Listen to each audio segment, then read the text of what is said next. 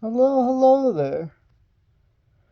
Today I'm gonna talk about something I've already mentioned this a few times, but I want to talk about something that's kind of unique. I want to talk about a new Constitution of the United States. See, I believe the United States Constitution is very flawed. I love, I don't like democracy. I share this preference with that. I hate democracy. I think anytime somebody says our democracy or they say democracy, I hate it. Yes, we do have democratic elements like the fact that some states will vote for referendums or politicians or whatnot. Um, but I feel like a lot of our stuff's actually ruled by bureaucrats. It's ruled by the managerial elite. I could be wrong, but that's my belief anyway. And so I think we should actually gear our entire constitution towards the managerial elite. So here's what I do. Even though I disagree with the managerial elite, we put skin in the game for the managerial elite. Anybody who's associated with the government, they're federal, they have to buy index funds unless they are the managerial elite or senators. Why do I particularly think those two people should have government bonds? Because if they screw up the country, they get no money, managerial elite and the senators. So those are two people that have to liquidate all their wealth and put it in government bonds. And they also get a certain amount of bonds while they're in service. And they get paid a dividend based on their services. And if they fail during their term, or during, like, let's say that year that they're running the country, then they don't get a dividend for that portion of the time. So, for instance, I want senators to serve, I don't know, let's say 20 years, and I think it should be 4 classes, not three. 4 classes of senator would be better than three. And I think 6 year terms are too small. I think if we're going to actually have a rule of elite, an actual elite house, and they should not be democratically elected, I think they should be appointed, just like every other bureaucrat in the freaking United States is appointed. I don't understand why our senators aren't. They used to be, kind of. They were elected by the states thereof. I think it should be the governors thereof, of the particular states, instead of the legislators of those particular states. So I disagree with the way the Constitution originally functioned. I think the will of the state is the governor, not the legislator, because the governor generally dictates I would say, the movement of the whole state. He sort of dictates what the law, he interprets the law or executes the law in a certain way. And in my opinion, if you're going to have that governor particularly determine the culture of that state, they should also dictate who gets to be in the Senate seats. Now, I believe every single senator should be appointed. However, I've also said I hate democracy. So there should be a portion of people in the House of Representatives that should not be democratically elected. I would say 25%. So let's say, for instance, I don't remember how many states have only one representative, but those people can have full democracy for that particular state representative. However, some states that are big, like California, 25% of their particular representatives or more should at least have a representative that is lottery based, meaning jury, and they cannot get out of it. They're going to hate their lives, but it's because what I want is a republic like George Washington. I want George Washington or Silent Cow. I want people that don't want to be there running the country, and they know that if they screw up, people are going to hate them even more. But I want people who don't want to be there. That's who I want to be as politicians. Because the people who are going to be there are power obsessed. But lottery might be the only way to fix this problem. So I recommend that 25% of any given people's representatives, let's say they have 4 seats, one of them should be a lottery based system. I don't know how the percentages are going to work out. Obviously, if they're 1 seat, they can elect that one guy. I don't really care. After 1 seat, though, I think you should always give one guy a lottery. Same with labor unions in the United States. I absolutely hate labor unions. If you know me, I'm not a big fan of what you call workers' rights, quote unquote workers' rights, the Vanguard Party, the Communist Party, whatever, so Democratic Socialist Party. If you know me, I hate socialism because they don't seem to understand economics at all. And, they're like, let's try to be like Denmark. Let's try to be like Sweden, not realizing those places are more capitalist than the United States in a lot of regard. The capital markets there are even less regulated than here in the United States. We have a lot more environmental protections here in the United States. We have a lot more. And we're a bigger country, so it's obviously we kind of need that kind of stuff. So I'm not saying I'm against the socialism of the United States. In fact, our tax system is more progressive than Scandinavia. Like a lot of our things that we claim that the Scandinavians are more socialist than us. Okay, they might have discount healthcare when you get to the checkout of the healthcare facility, right? That's the one thing I will say that they're better at than us, and it's mostly tax funded. There's some countries where it isn't, but like Sweden's actually actively voting to privatize a lot of their healthcare industry. People don't realize that. People don't care. People don't care about European politics, so then they're like, we want to be like Europe. But then they actively ignore all the policies that made Europe into Europe. It's weird to me. And Scandinavia is obviously a culture that I would like to emulate. The problem is Americans don't have that culture of government trust. So you cannot build a Scandinavian-style welfare system because you would have to tax the middle class about 10 or 20% more than we already tax them at. Plumbers in Mississippi make more than medical doctors in Sweden. It's pretty obvious we have a pretty good standard of living here. That if we try to have European-style policies, I think, 60% of patents are made in the United States. Most of our medical innovation goes straight over to Europe. If it wasn't for us, Europe would not have the standard of living they have today. And so you just have to look at it like that. It's just like, I don't hate people that want to have a European-style welfare system in the United States, but I disagree with it. Welfarism and socialism are two separate things. The capital markets in Europe are way more efficient, especially in the Netherlands, Sweden. I would not say Norway, but I would definitely say like Finland a little bit. Denmark and Sweden are like the two I always think of. They're like the pro-capitalist. They have the oldest stock markets in the world. Same with the Netherlands. The Netherlands actually is the oldest in the world. But the other two, the Austrian economists basically said, if they're a capitalist country, means they have capital markets. What are capital markets? Well, they're stock markets or bond markets. Bond markets have been around for 3,000 years. Stock markets have been around for 400 years. And people are like, oh, we hate the stock market. You always say these socialists, democratic socialists say they hate the stock market. But it's like, the problem is with the stock market, and John Bogle wrote a lot in his books. I used to get most of my politics from John Bogle, not socialism. But John Bogle, one of my favorite economists of all time, he's not really an economist, but I would say he is an economic theorist, of all time, he said that the investors don't have agency over their directors. They really don't. Directors will just vote for their salaries to go up. The investors don't really have much of a say on director salary or executive salary. Not as much anyway. Like, I'm a small shareholder. Am I really going to look out for big CEO man? No, I don't really care. But there's millions of us compared to one big CEO man. Why does CEO man get so much money? Because he has all of our money, technically. But at the same time, there's no agency between the investor and the people ruling, the managerial elite, as I said. Managerial elite is both in the stock market and in the government. And in my opinion, they're both the public sector. Okay, you might say, oh, one's for profit, one's non-for-profit, or one's government. You might say that, but in my opinion, they're all the public sector, because once you have more than one family controlling anything, that's when you go into the realm of public to private, or private to public. Once more than one family rules a particular business, like I would not call Chick-fil-A private technically, because Chick-fil-A has hundreds of employees that are not just family owned. But like, let's say the hot dog stand that I go to in Maryland, right? I go to a famous hot dog stand next to the abandoned mall, right? Hot dog stand, in my opinion, is a family-owned business. There's only like a handful of employees there, probably 6 employees in total, mostly older women that work there.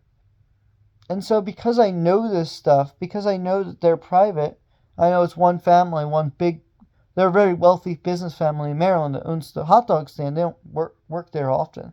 Sometimes they do. I would argue that business is private. The mall, not really. It's owned by actually a big share company. in the stock market. So, like private and public.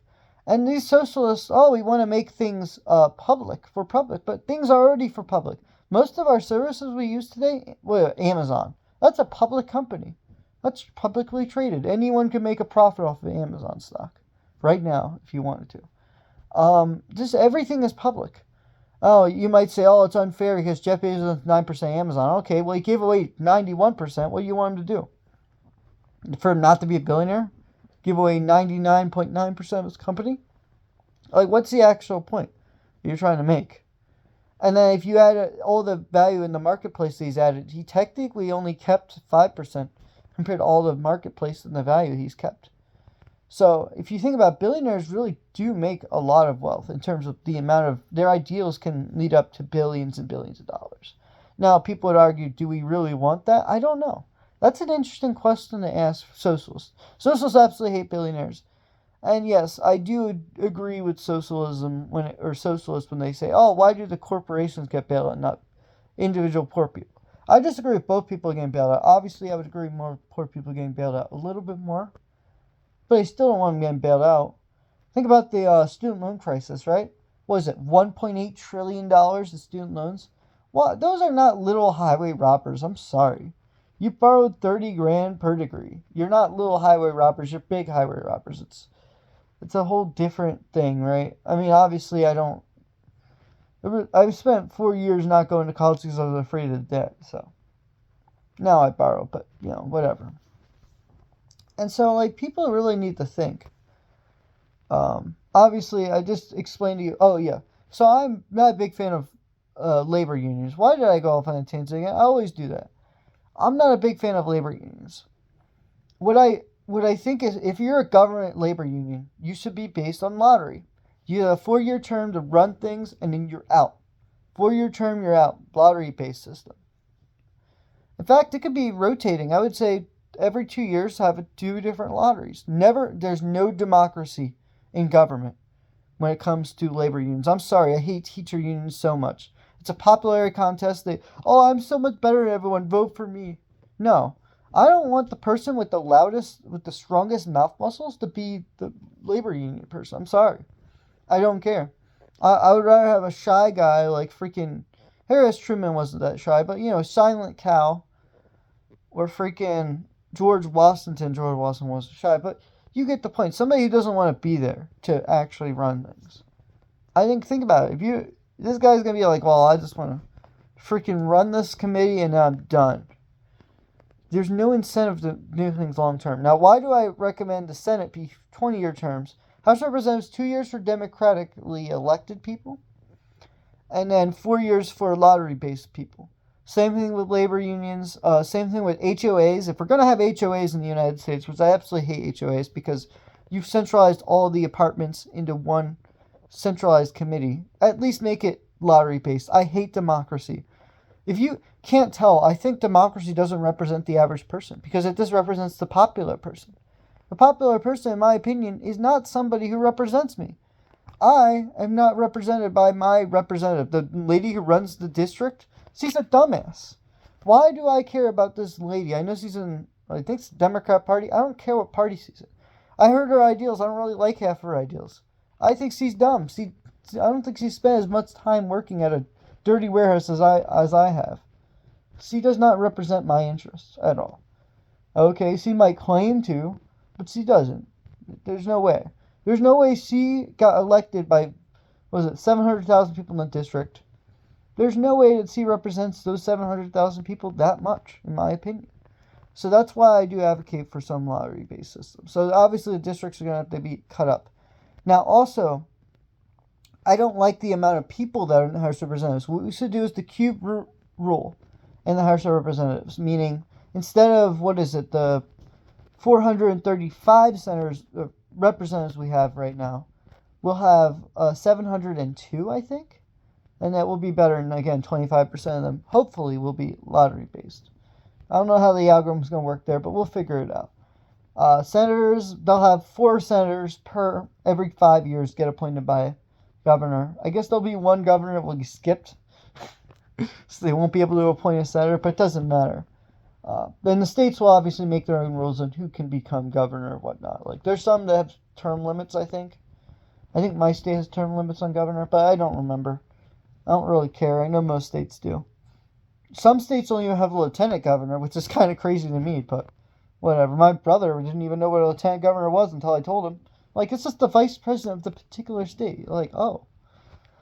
So obviously, and then, yeah, I mean, obviously we force everyone to buy federal bonds if you're in the Senate. And then, you have an incentive to actually not be corrupt. If you get corrupt, if you get a lick of money from a corporation, you have to liquidate all your net worth. That's the way it works, I guess. I don't know. I don't know how I'm going to do it, but honestly, I think the governor, and if they appoint somebody as a senator, they have to serve out those 20 years and they're going to hate their lives. I want a government of hatred. I want a government that hates themselves.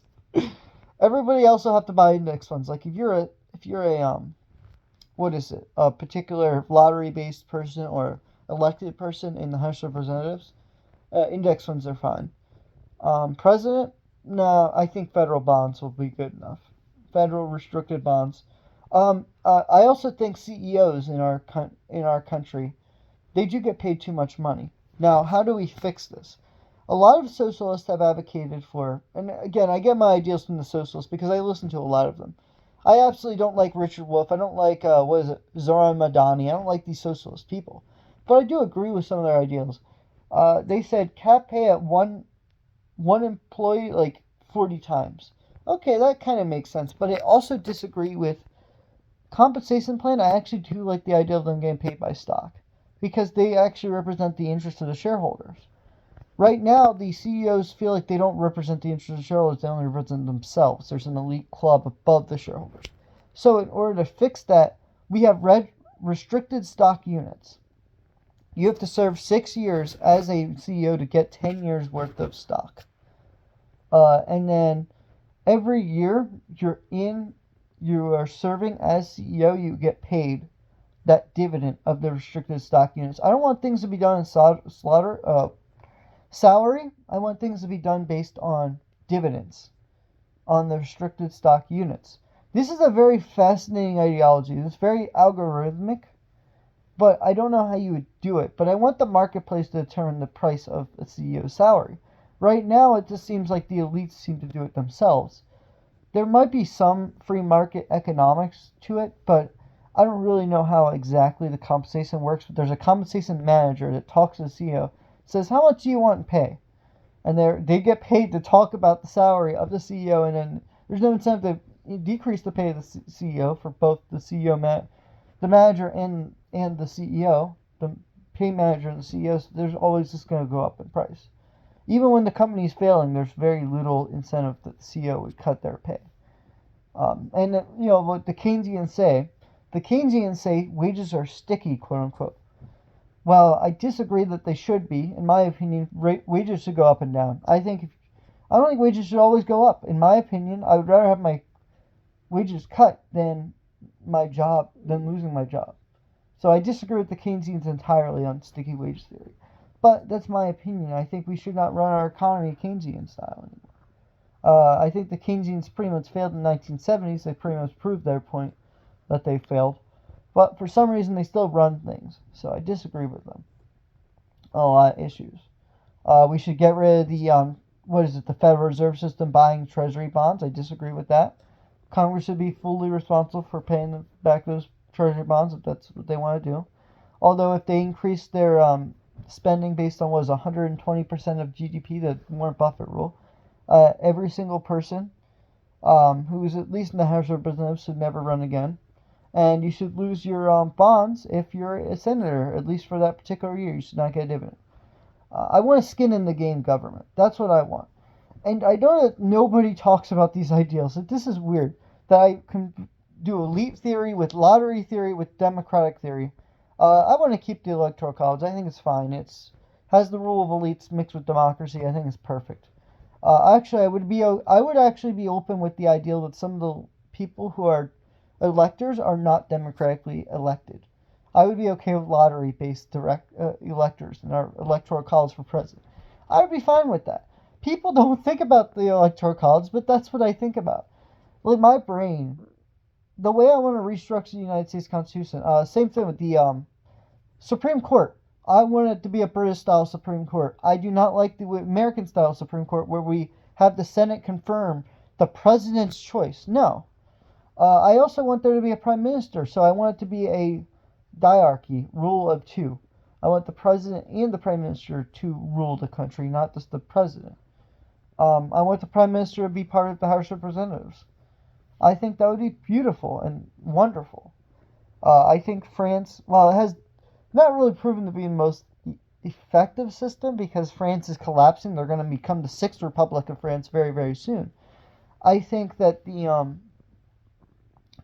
system did work temporarily, and while I disagree with the way they pass policy sometimes, I think that I do love the algorithms they set up. Like, if you read the French Constitution, obviously they believe in elections way too much. They believe in democracy way too much. I hate democracy. And that's the one thing I will disagree with unitary states on. Any unitary democratic state, I disagree. I love federalism. I love local control. France believes way too much in their central government, which is their unitary government because they're not a federation. We're a federation in the United States. We are made up of literal states. France is made up of departments, and their departments are stupid because they can be literally destroyed within days if the central government really wanted to. But it doesn't really matter. I just think that I would take a little bit of inspiration from the French and put a prime minister in. Why the heck not? Prime minister will be responsible for war, and the president will be responsible for peace, and the enemy will beg to their knees, sucking off the president if they want to get peace. That's what we should do as an actual diarch republic. I want a diarchy in the United States. I think the Senate or the Supreme Court should have lay people, and it should have actual Supreme Court justices that serve 30 years. I don't know. And that's what I believe anyway. And they should have minimum age to be on the Supreme Court. Let's say they have to be at least 60 years old to be appointed. 50 to 60. They can't go above 60. I think it's okay to have old people rule the Supreme Court. Because you have I think old people are more experiencing being in a courtroom than young people. I would be okay with some lottery-based Supreme Court people. Honestly, I know that's so weird to me. I think representing the common man, you do need lottery at some regard. And lottery-based systems have existed historically. Ireland does it. Athens used to do it. Venice used to do it. They would used to have, I think it was like 75% elected, 25% lottery, and then every year they'd switch to 75% lottery, 25% democratically elected. So, I mean, we can do it here. It's not that we can't.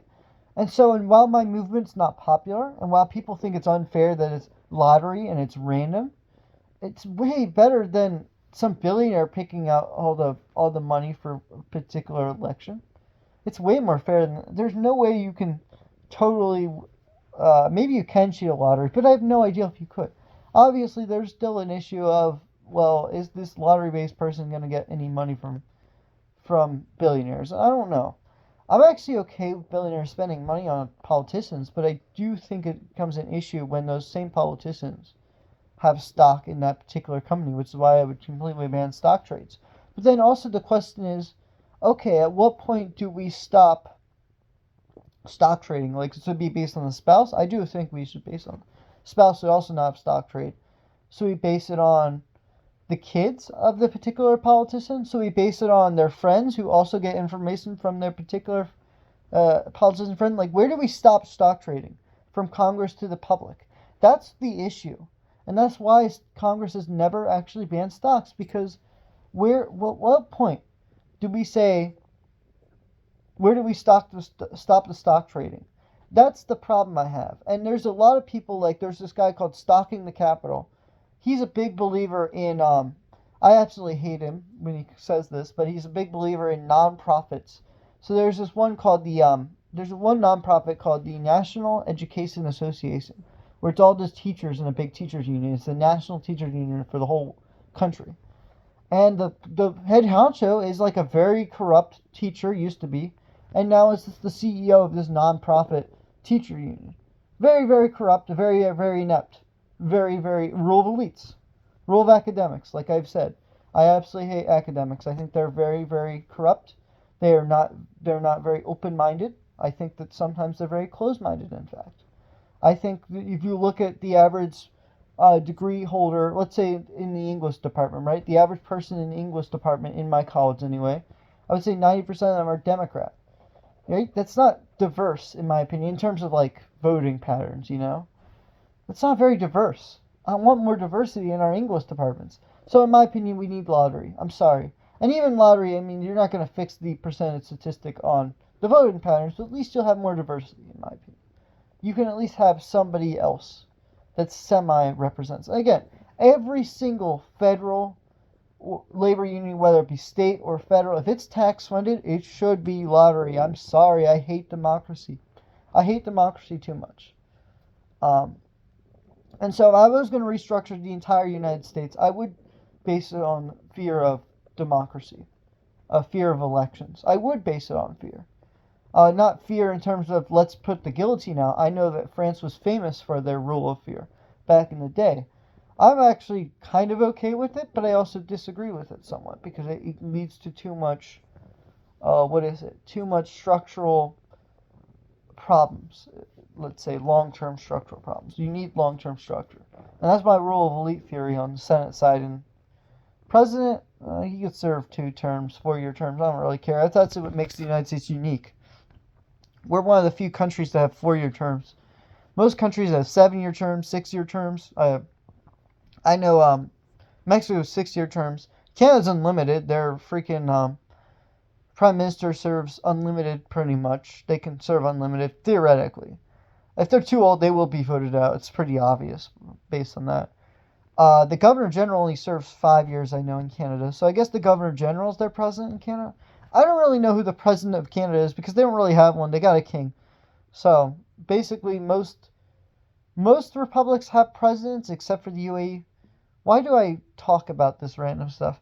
I talk way too much about other countries. That's the problem. I'm a geopolitician. The UAE has the president, but they're not a republic. But whatever, right? Most countries have presidents. And so I think that we should stop thinking as a president as a powerful person and start thinking him as just a mediator, just like the Supreme Court is now. Anyway, I hope you've enjoyed this video. I am the Dermatillomaniac, by the way. Dermatillomaniac, you are someone else, I guess. Thank you for enjoying my rant on why I don't like democracy, why I hate democracy, why I think democracy leads to corruption, elitism, so many problems, how there's a agency principle problem. It's so much issues. Goodbye.